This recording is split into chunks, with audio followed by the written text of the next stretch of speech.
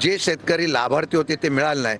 तुम्ही 50,000 2 लाख नियमित कर्ज भरा, तो नियमित कर्ज भरेल, त्यांनी हप्ते भरलेले असतील त्याला परत कर्जमाफी, हे सगळ्या अटी शर्ती काढाव्या।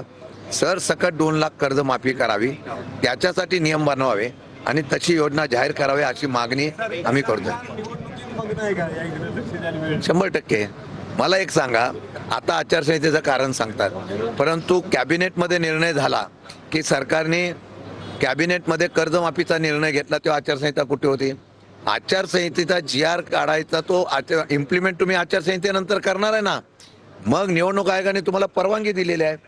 आता एखाद्या पक्षाचा लोकप्रतिनिधी तिथं आंदोलनाला बसला म्हणून तो लांबवत नेऊ नये अशी विरोधकांचा आवाज विरोधक उभा करतो ना, तो लांबवत नेऊ नये अशी आमची प्रामुख्याने विनंती सरकारला हात जोडून आहे।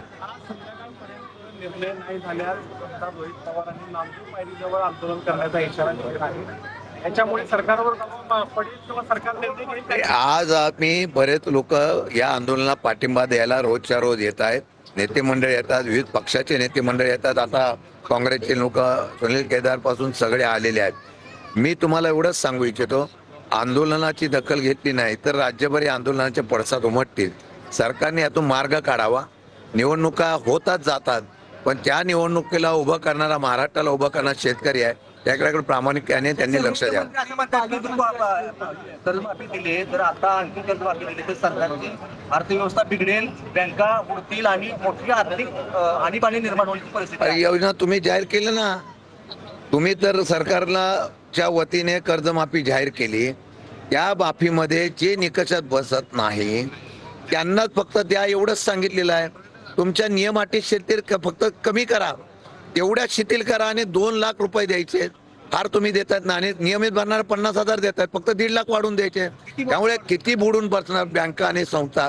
तुम्ही सांगा की ही दिल्यानंतर परत कर्जमाफी देणार नाही, मग तुम्हाला तो बर्डन येणार नाही। पण भाजपचे मंत्री आंदोलन करतायत, स्टंटबाजी करतायत, वडापाव खाऊन आंदोलन करतायत, अशी टीका भाजपचे नेते करतायत। असं आहे की शेवटी पांडुरंगाच्या समोर ज्यावेळेला आंदोलन होतं ते देवाला स्मरून होतं।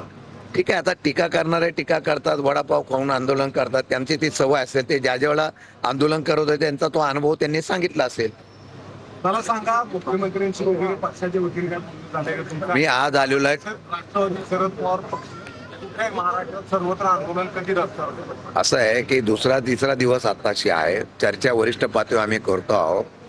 आज आम्ही मुख्यमंत्री वगैरे बाकीच्यांशी सर्वांशी चर्चा करतो, मुख्यमंत्री सकारात्मक होतील अशा प्रकारची चर्चा करण्याचा प्रयत्न मी करेल। काल पवार साहेबांची चर्चा झाली, त्यांनी वरिष्ठ पातळीवर चर्चा करण्याच्या सूचना केलेल्या आहेत। ते केल्यानंतर जर त्या ठिकाणी आंदोलनाचं व्याप्ती वाढत गेली, जर दिवस वाढत गेले, तर राष्ट्रवादी काँग्रेस पक्ष रस्त्यावर निश्चितपणाने उतरलेलं तुम्हाला पाहायला। पवार साहेबांनी काय सूचना दिल्या? काल पवार साहेब सातारा जिल्ह्यामध्ये होते, रामशेठ ठाकूर यांच्या अमृत महोत्सवी कार्यक्रमाच्या निमित्ताने होते, त्यांनी मला काही सूचना केलेल्या आहेत। मी ती चर्चा वरिष्ठ पातळीवर सरकारच्याकडे करणार आहे, त्यातून काय मार्ग निघतो तो बघू आणि मग पुढची दिशा आम्ही ठरवू।